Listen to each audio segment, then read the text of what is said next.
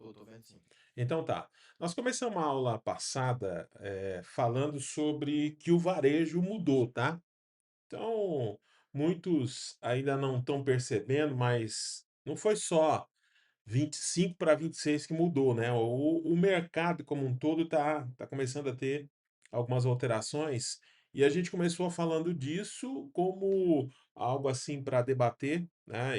E fazer se pensar sobre essa jornada de compras, de negociação, de ser um comprador profissional numa época de mudança. Então, hoje, a gente não quer só falar da negociação em si, da margem ou do fornecedor. A gente também quer falar do assunto do momento, né? O supermercado brasileiro ainda está competindo com o supermercado de esquina ou ele já está competindo com o futuro? É uma provocação, uma pergunta para a gente pensar um pouco o nosso negócio, pensar o que que a gente está fazendo hoje, como a gente está construindo a nossa jornada profissional, de que forma a gente está pensando. Porque enquanto muitos ainda discutem preço de tabloide, a ruptura da gôndola, a negociação mensal, os grandes players, né, Atacadão, Açaí, Pão de Açúcar e por aí vai, já mudaram o jogo, já estão começando a pensar em coisas um pouco mais diferentes. Então, o Carrefour, oficialmente aí esse ano já declarou que ele vai priorizar o Brasil, né? Entendeu que o Brasil é um grande player para ele, é um grande mercado de expansão e ele está fazendo o quê? Fazendo a operação dele aumentar, abrindo novas lojas, fazendo a operação dele ser baseada em dados, em decisão comercial com IA, eficiência extrema, né? Então, o atacarejo como uma máquina de domínio nacional. Então, ele quer entrar cada vez mais a expansão dele em territórios que antes ele não fazia. O açaí, por sua vez, já andou numa mão diferente, né? O que que o açaí divulgou para o mercado? Divulgou que ele não vai abrir lojas físicas com tanta garra como ele vinha fazendo, ou seja, não vai abrir tantas lojas, e fechou uma grande parceria com o Mercado Livre. E agora ele quer abocanhar, ou seja, aumentar a venda dele a partir da venda online ou do o e-commerce, né? Então, ele que ele fez? Pegou logística pronta, né? Em vez dele gastar milhões de grana para criar plataforma, para fazer uma plataforma, ele já foi lá e buscou isso tudo pronto com um parceiro que tem milhões de clientes prontos. Então, se a gente antigamente tinha aí o Mercado Livre já vendendo alguns produtos de mercado, alguns produtos, né, da linha de limpeza que confrontavam comigo já, seja no interior, ou seja aqui em Campo Grande ou em qualquer outro lugar, agora eu sei que eu vou ter o açaí nessa modalidade de venda, no Mercado Livre. Quanto isso vai impactar no meu negócio? Entregando nacionalmente com uma entrega eficiente, porque a entrega do Mercado Livre é eficiente. Então, o açaí resolveu o maior problema do food online, sem gastar bilhões. Uma jogada bem grande. Então, o que que isso significa para a gente? Pensando aqui na escola de compradores. O concorrente do supermercado regional mudou. Antes era o quê? O mercado da cidade, agora é atacadão, expandindo, é açaí, abocanhando aí junto com o Mercado Livre, é o algoritmo também agora, sendo de certa forma uma inteligência para esses grandes caras e uma logística nacional. O cliente não compara mais só preço, ele agora está comparando a experiência, a convivência e claro, né, a conveniência e claro, a velocidade. Então o que que nós como operadores comercial precisamos pensar nesse momento, né? Não vê-se mais quem compra bem apenas. Agora quem vai vencer ou quem vai utilizar melhor a área comercial é quem tem uma rotina comercial inteligente, é quem tem inteligência de dados, não só os dados, mas saber fazer alguma coisa com esses dados, né? Ou seja, inteligência de dados, e ter estratégia de categoria, a operação previsível, ou seja, saber o que que eu tenho que ter na minha loja, como que eu tenho que ter, né? E uma decisão baseada em informação. E aí eu trouxe uma provocação na aula presencial que eu disse assim, ó, se o Carrefour e o Açaí estão se reinventando, por que que o supermercado médio ainda trabalha por intuição, ou seja, trabalha somente, na intuição, somente na dor do dia a dia, no problema que aparece e eu resolvo, no fogo, né, que aparece e eu apago. Então essa é uma provocação que eu quero fazer para você também, para você pensar o teu negócio, pensar a tua jornada como comprador, né, como gestor comercial que você está buscando aqui na escola. Então, assim, ó, o mercado está mudando. Ah, mas isso não vai atingir? Vai. E já deve estar atingindo, em alguma medida, o teu cliente aí na ponta, e vai atingir muito mais. Então, é preciso ter ainda mais inteligência, é preciso ter ainda mais o simples bem feito. Rotina comercial, a inteligência dos dados, a estratégia de categoria, a operação previsível, o básico que a gente tem falado aqui desde as primeiras aulas aqui na nossa escola. Então, é exatamente por isso que nós estamos, né, hoje aqui falando um pouco também do futuro do varejo, né? Que não será decidido mais nesse feeling, no improviso, né? No sempre fizemos assim, será decidido agora com método, com rotina, com gestão comercial profissional, tá? Então, eu trouxe essa introdução para daí a gente ir aqui um pouco para a nossa aula Tira Dúvida, que esse foi o início que nós fizemos ali da nossa aula, e isso realmente foi muito debatido. Muita gente, né, na aula ficou pensativo a respeito, né, dessa desse insight e principalmente, né, porque o mercado está mudando e nós não podemos também perder, né, o perder a nossa o nosso time, né, perder o nosso time de conhecimento e daquilo que a gente precisa implementar no nosso dia a dia, tá? Então, pegando ainda a respeito da aula que nós tivemos, eu trouxe, e aí eu quero que você também faça aí, tá, Yuri? Depois pega esse aqui, esse material tá aí tá no site lá, na plataforma, mas também tá aí dentro do grupo.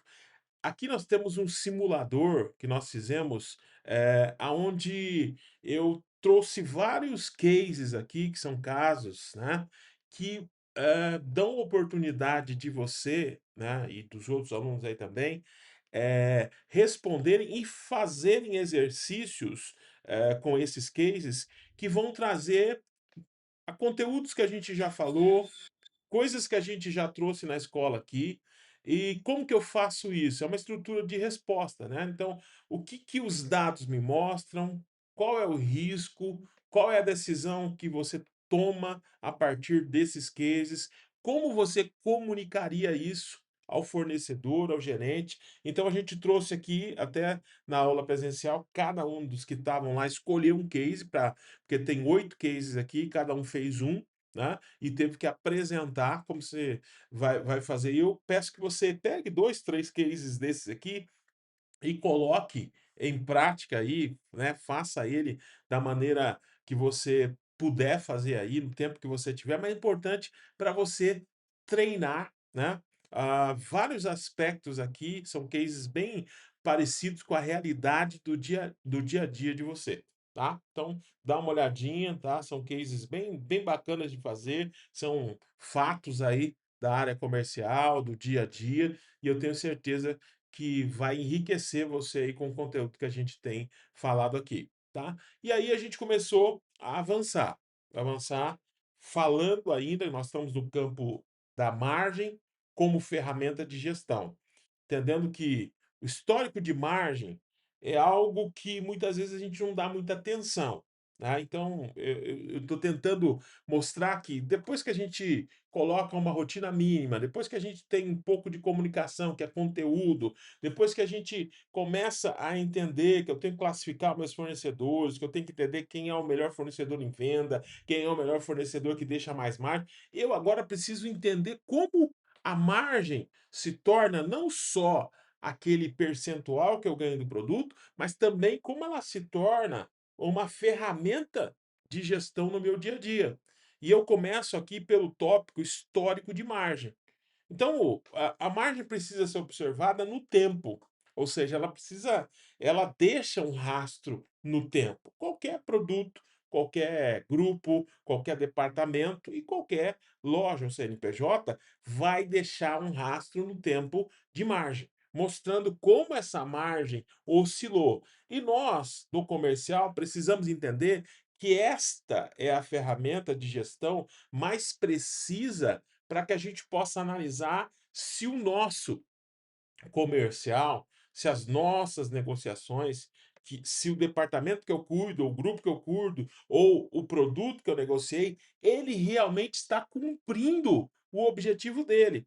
Que lembra que o produto ele é só um veículo para entregar a margem líquida, ou seja, o fator, a rentabilidade líquida, para que o negócio tenha viabilidade de se manter, pagar salários, pagar despesas e, claro, remunerar os sócios, né, os proprietários. Então, a gestão de margem e como ferramenta, a margem como ferramenta de gestão, começa pelo histórico de margem.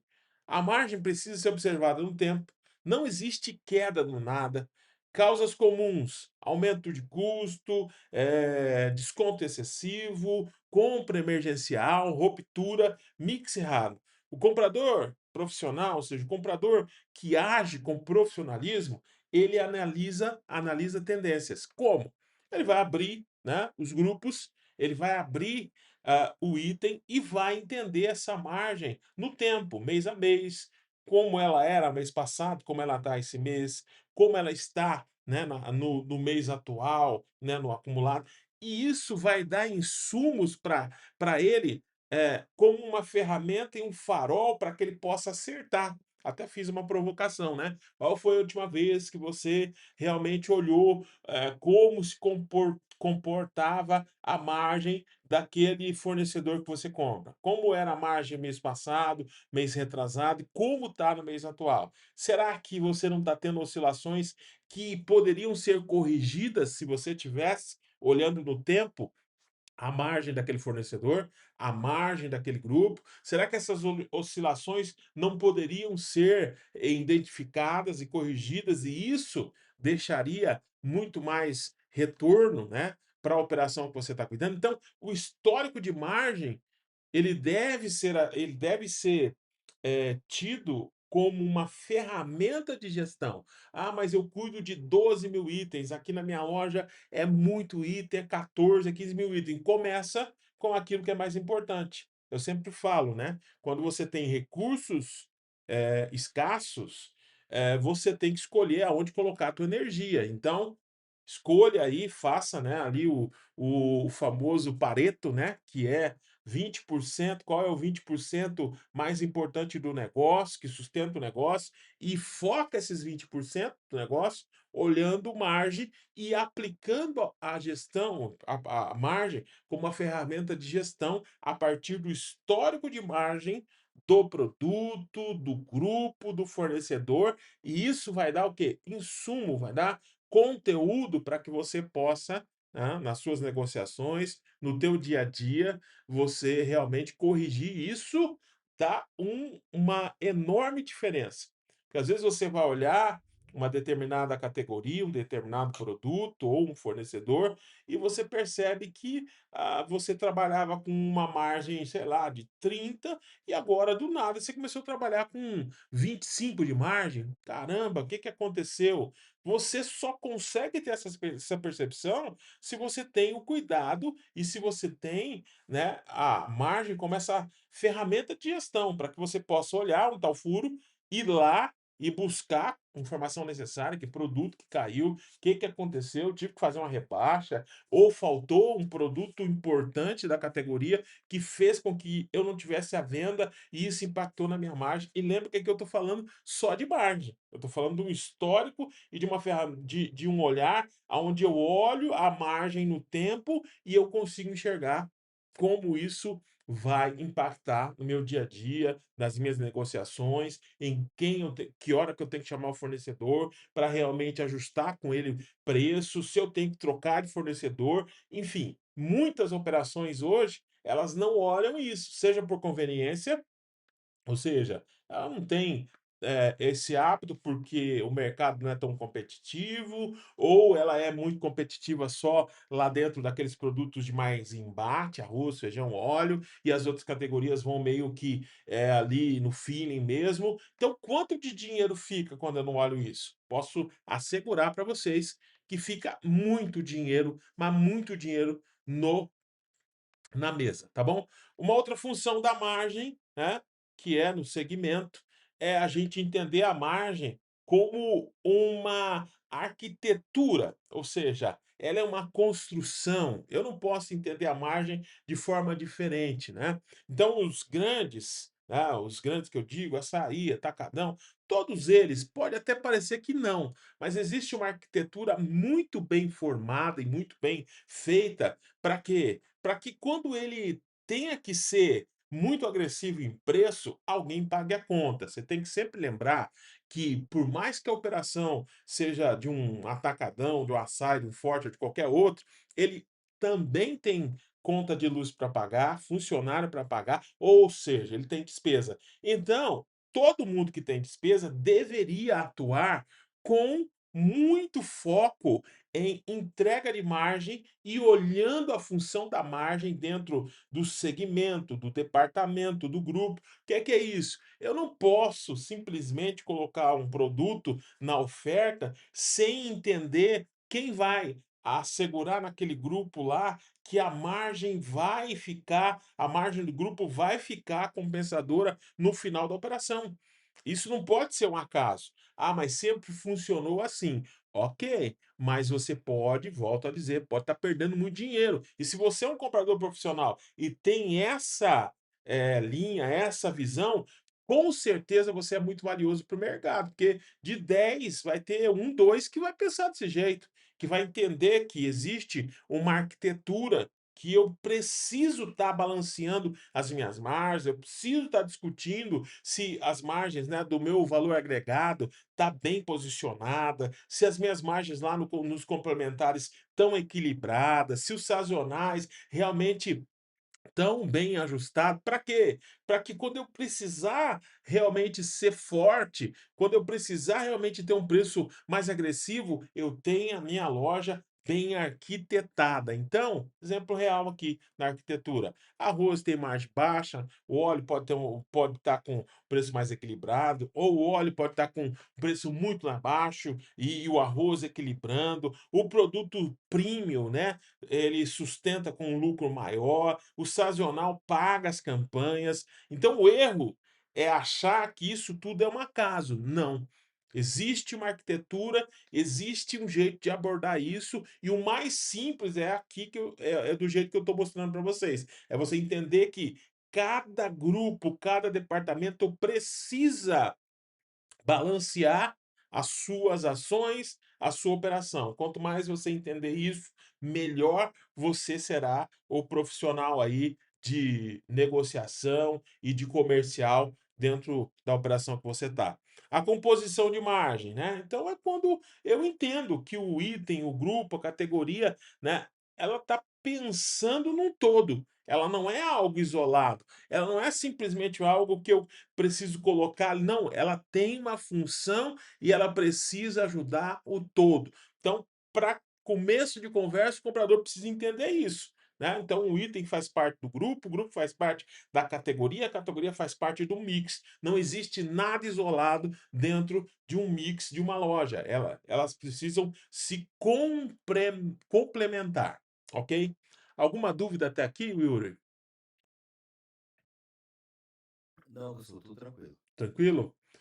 Bom, aí nós avançamos aqui também para um tema que faz parte disso aqui, que é o CMV, que é o conceito, né, do fundamento do que é o CMV, que é o custo do que foi vendido. Não é compra, não é estoque, é consumo real. Então, a fórmula simples do CMV, que é estoque inicial mais o que eu comprei menos estoque final. Aqui é o cálculo para você entender quanto realmente foi que eu movimentei, qual o custo, né? Eu movimentei, qual é o meu custo de movimentação, né, de venda do que foi vendido, ok? Então, assim, no exemplo aqui, estoque inicial tinha 1.000, 1.000 fardos de arroz, eu comprei 3.000, o estoque final, quando eu olhei lá, tinha 1.000. Então, isso quer dizer que quando eu faço esse menos e mais, o meu CMV é 3.000 unidades. Então, eu posso calcular esse 3.000 unidades pela média do custo de compra desses 5.000, né, que eu comprei, desses 4.000, melhor aqui, que eu comprei, e eu vou ter o custo de venda.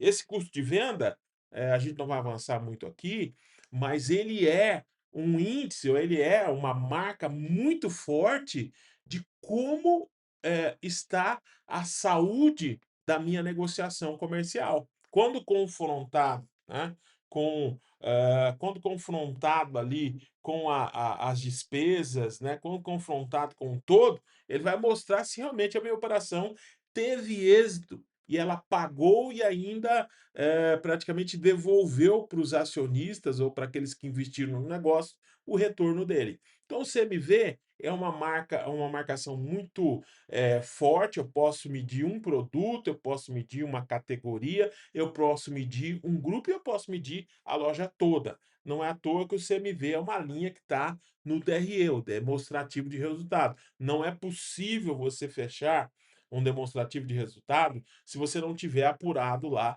uma linha do CMV daquela unidade, daquele CNPJ. Então, o CMV assim, é só para vocês terem uma ideia básica do que é, para que serve, né? Como se calcula ele de forma básica, né? Para que você entenda assim, o básico dele. Tem aplicações mais profundas, mas nós não vamos entrar nessas aplicações agora, ok?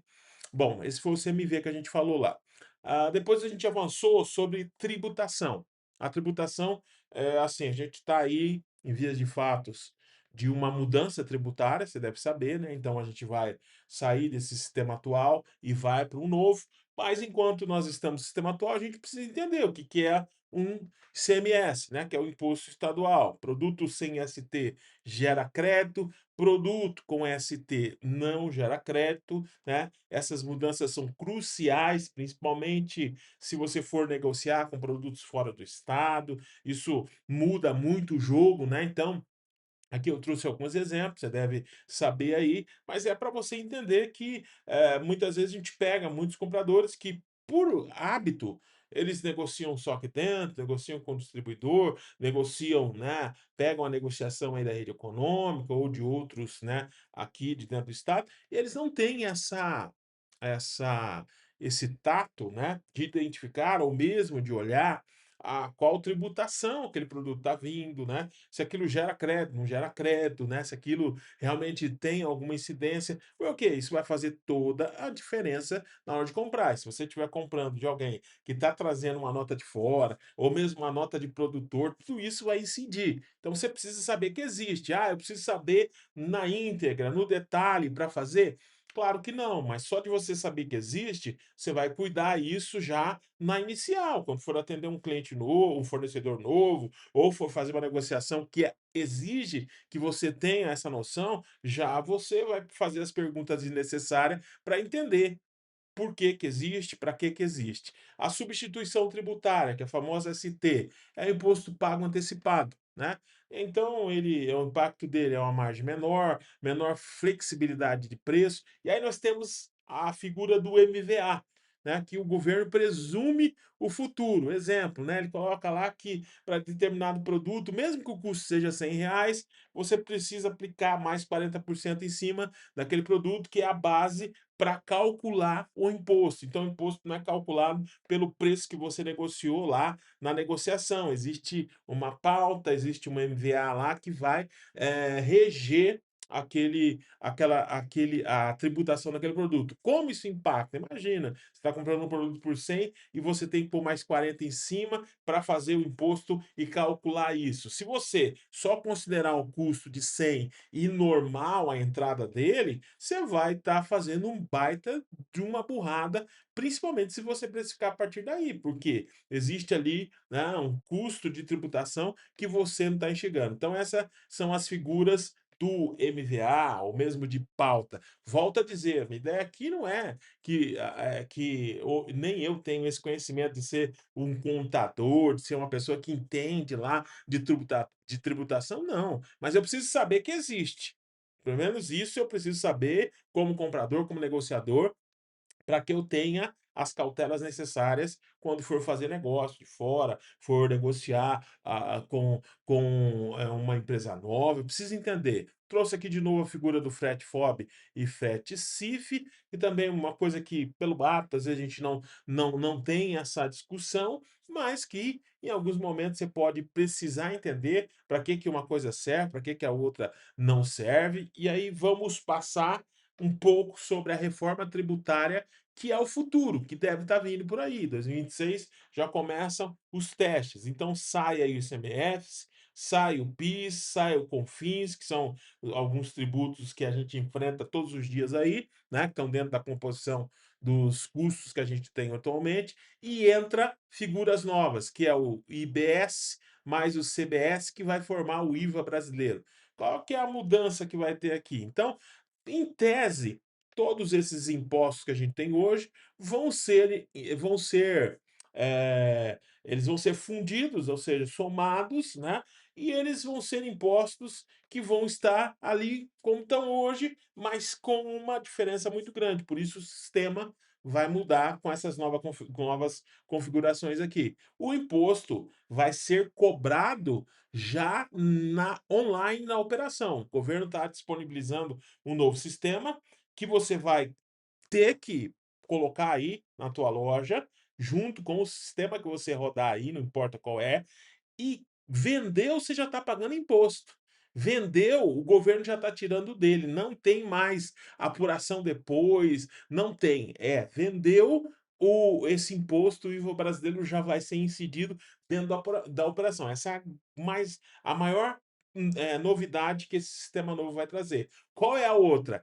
É que se você hoje tem assim, a chance de que, se você cadastrou um produto errado, ou você deu entrada num produto de forma errada e não calculou, não colocou a tributação certa, enfim, você fez lá algo, né, para resolver o problema e vender o produto, sabe aquela coisa de, o produto chegou lá, mas não entrou a nota ainda, você já colocou o preço e ele vendeu sem ter estoque. Muitas vezes a gente faz isso para resolver. Com essa nova modalidade, se você fizer isso, isso vai gerar multa para você imediata e instantânea. Então, tá todo mundo já se mexendo para entender como resolver a estrutura mercadológica, né?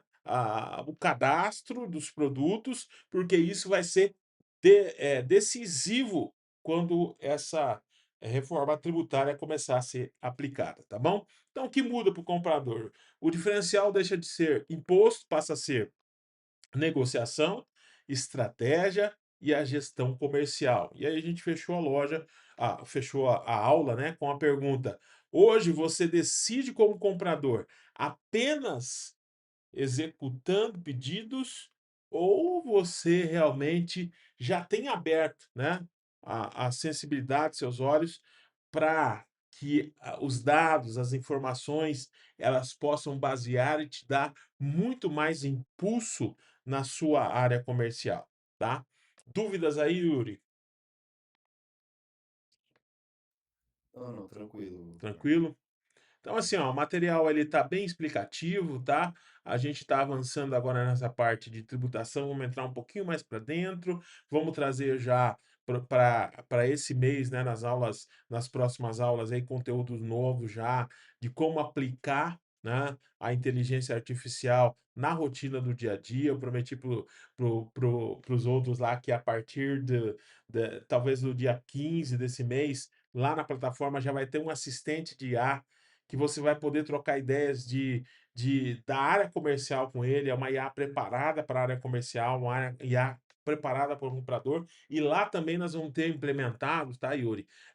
Uma aba onde você vai poder fazer simulações de todas as matérias que nós tivemos, com cases reais, para você realmente tomar decisão, o que você faria, que se você precisasse fazer, né, uma mudança, como você tomar a decisão, enfim, lá a gente vai ter bastante novidades aí para ajudar vocês a pensar melhor, né, essa jornada de compra. Ok, Yuri? Alguma dúvida aí, meu Positivo, amigo? muito legal. Quer colocar alguma coisa? Quer falar alguma coisa aí a respeito da aula? Não, no momento não. Opa, tem mais gente aí, ó. Né, tá achando que eu tô só com o Yuri aqui. E aí, Adriana? Camila? Tudo beleza? Tamo aí. Beleza? Fiz aqui um review da aula, tá? Uma, mais uma vez um review. E aí queria ouvir de vocês, né? Da Camila, de vocês também. Conseguiram fazer alguma aplicação no dia a dia, né? De vocês, alguma percepção com o conteúdo novo que vocês já conseguiram aplicar no dia a dia de vocês, Adriano, Camila, se quiserem falar um pouco aí, fiquem à vontade.